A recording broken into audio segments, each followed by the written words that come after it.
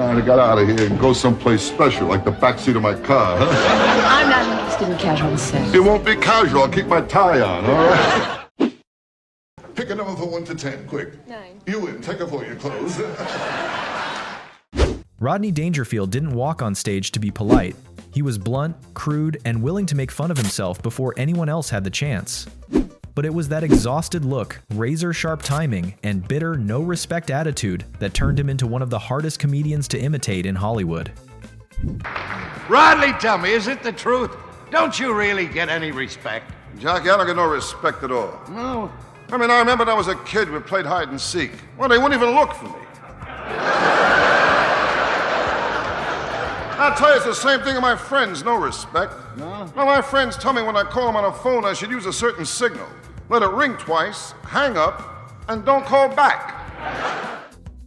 I've been asked this same question hundreds and hundreds of times. What's the question?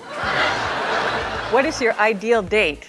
Oh, well, first I think it should be organically grown and in the right climate.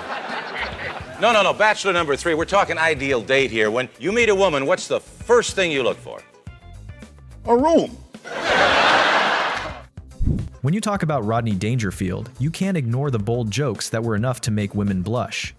He said things directly, with a straight face, and sometimes in a way that was almost shockingly crude. I remember the first time I met Santa Claus, too. I sat in his lap, his fly was open.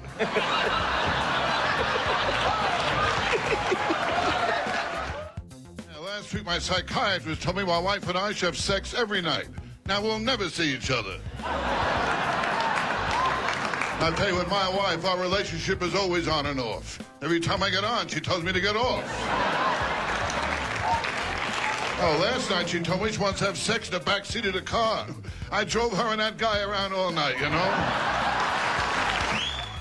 Rodney especially loved turning his private married life into jokes right in front of the public. He didn't seem embarrassed at all, but the people listening weren't always that lucky. With cigarettes, my wife and I, we made a deal, my wife and I. We only smoke after sex. I got the same pack now since 1975.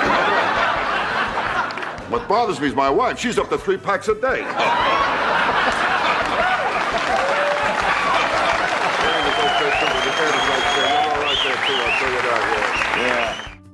The other night I was in a place, I felt like having a few drinks. I went over to the bartender, I said, surprise me. He showed me a naked picture of my wife.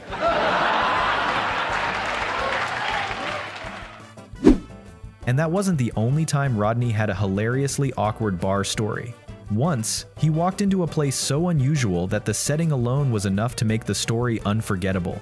Hey, when I drink, I don't know what I'm doing. I was loaded one night, I went into a gay bar. It was ridiculous. There was 15 guys for every guy. This was on full. Yeah, This it's on full, It's yeah. on full. Okay, yeah.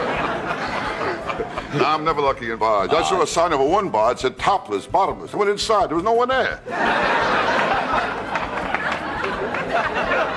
Life ain't easy. I made enough to work, sir. I decided to look out for number 1, and I stepped to number 2.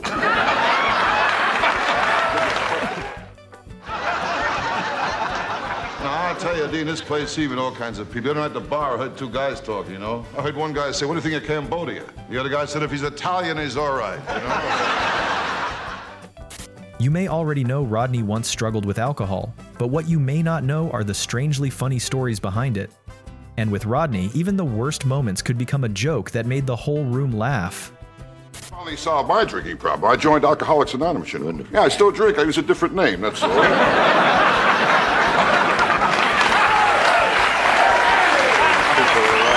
job.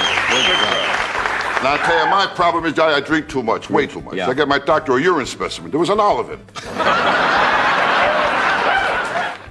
You can now, the doctor says that you should, in fact, smoke marijuana, right?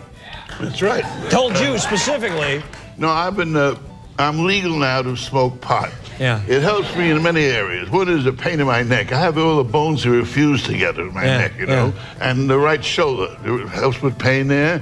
Plus, it lowers my blood pressure, too. Yeah. And so it works for me, you know. Yeah. And he gave, what did the doctor? The doctor just wrote something and said you can just. He wrote a letter, everything else, and explained the whole thing much more longer than I did just now. He made a whole thing out of it, and that's it. I can legally smoke pot. We should.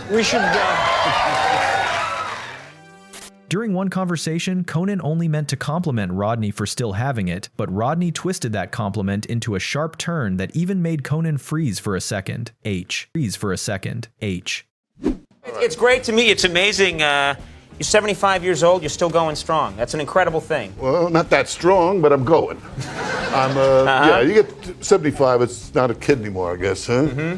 I mean, I got no sex life, I just told you. I'm at the age now, if I squeeze into a parking place, I'm sexually satisfied. You really married a Mormon? That's right. I'm very happy, very happy. In fact, next week I'm marrying her sister.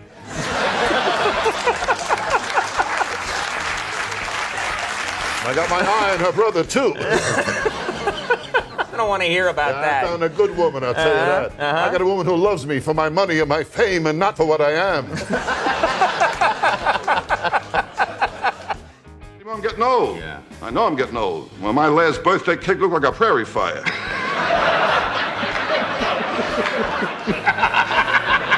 You know how it is. I know I'm getting old. At my age, I want two girls at once, you know. Yeah, if I fall asleep, they got each other to talk to. What's new with you?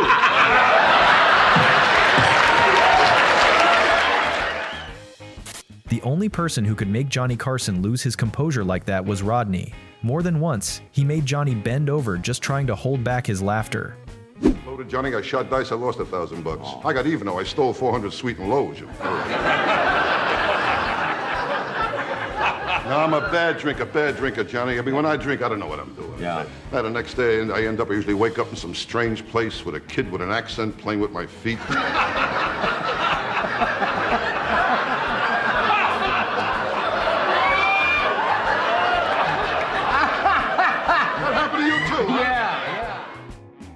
Truth, and my wife and I, we never have sex. Now, we get undressed, we can't stop laughing, you know?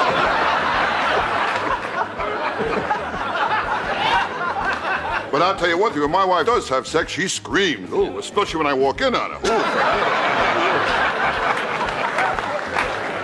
Now, you kid, I know my wife cheats on me. Every time I come home, the parrot says, quick, out the window, you know?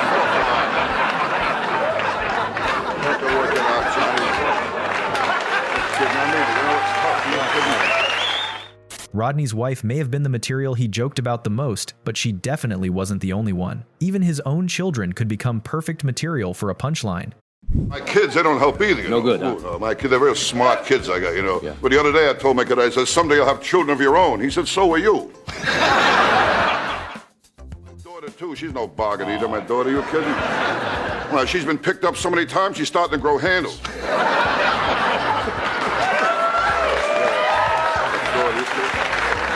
I mean, you're kidding. Her graduation book, her picture is horizontal. It's ridiculous. Strange. My daughter, they call her Federal Express, you know. What's that? Yeah, when she goes to a guy's apartment, she absolutely positively has to be there over. It's different. They got it too good. They don't appreciate it either. It was my boy's birthday last week. Had a little party, went out the cake. The kid blew out all the candles. I said to him, I hope your wish comes true. He said, if it does, that's the last time you'll watch me blow out candles. Smart kid I got. Like the last time I took my kid to Coney Island, I asked him, want to go in a crazy house. He told me to save my money, be home soon.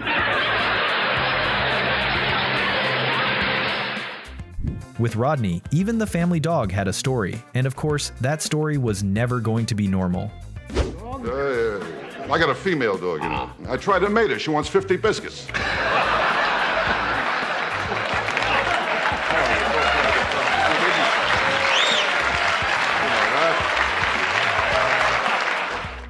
My house, I can't relax. Really? I got a dog. He drives me nuts. I got a dumb dog. You know, we call him Egypt. Every room he leaves a pyramid.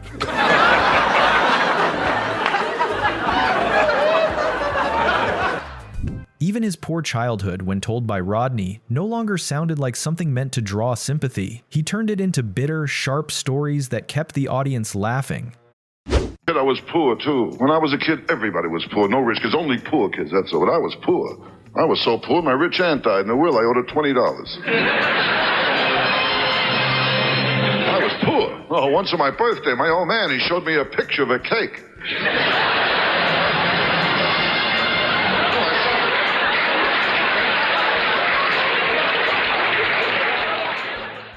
I'll tell you what the toughest jobs I ever had, you know, I worked in Coney Island. I was a kid. I was middle of all the rides, you know. People going to Ferris wheel, they come in. One night, a couple of people from the whip, they came to see me. All night long, they laughed at me like this, you know. Ha! No, I tell you, though, that's another place I never had any luck, Coney Island. I never got any respect there either, you know. Remember when I was a kid, the first time my old man took me to Coney Island, we went to see the freaks, you know. The owner looked at me. He told my old man, get the kid out. He's distracting from the... Were your parents horrible? My father was never home. He was out looking to make other kids. Right. He was a womanizer. You weren't enough for him. Yeah, right. That's right. He saw you and said, I have to make more. And my mother brought me up all wrong. She did. That's right. Like, what do you mean by wrong? Seriously. Her values. Really? What were her values? Money. Well, money, yes, to make money. She wanted me to marry a rich girl and support her. Right. Oh, dear. Yeah, so she always said to you, Rodney, I want you to grow up, marry a rich Her girl. objective was to go marry a rich girl. Right. See? Wow. So that put a lot of pressure on you right away, and you said, what kind of values is this? You should marry someone for I'm love. 14, asking girls, how much money do you have? How much money do your parents have? Looks were never Rodney's strongest advantage, but he knew exactly how to turn that into a weapon. I'm ugly. I stuck my head out the window, got arrested for mooning. I know I'm ugly. I went to a freak show. They let me in for nothing. My wife, she don't go for me either. And when she gave birth, I asked if I should be in a room with her. She said, what for? When I got pregnant, you wanted a room with me. I tell you, since I'm a kid, women always gave me a hard time. My mother never breastfed me. She told me she liked me as a friend. I know I'm ugly. Halloween, I open the front door, kids give me candy. My dog found out we look alike. He killed himself. I was an ugly kid, too. I worked in a pet store. People kept asking how big I get. I'm too fast for this whole section over here. Merde,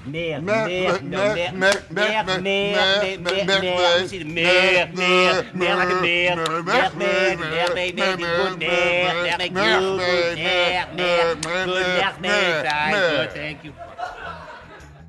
Even on a formal stage like the Oscars, Rodney shared his thoughts about appearance. Just a few deadpan lines were enough to make the guests below unable to sit still. The girl, makeup didn't help her at all. I mean, this girl was ugly. How ugly? When she goes to the bank, they turn off the cameras. Ugly, you kidding? I mean, ugly. She went to a plastic surgeon. He added a tail. All right. Ugly, you kidding? Well, when she walks in the room, mice jump on chairs. But not that important. It's underneath what counts, soul, depth. That's what's important, not looks. But how many times you take a walk in the street, you see a tall, handsome man walking arm in arm with a short, fat, ugly girl. I never saw that. Did you ever see that? I never saw that, you know? You may not know this, but Rodney Dangerfield once helped change Jim Carrey's career. And years later, Jim still spoke about him with a special kind of respect, the way people remember a true legend. You did talk to him in the hospital. Yeah. And you were, you see, this is the balls on you. Guy's dying. He means something to you. What was it you said to Rodney about you were going to go now tell the world his secret? Don't worry, I'll let everybody know that you were gay. It's that kind of thing isn't found out anymore. And he was kind of staring off into space, and there was no action on the machines or anything like that. And at that point, his eyes kind of shifted, and his mouth started shaking like he wanted to say something to me. And he was like, he enjoyed, I could see there was a look of like joy and recognition and stuff. And all the machines lit up, and this crash team ran into the room and said, what the hell is going on and stuff. And they said, God, he hasn't shown any signs like that in a long time. So he knew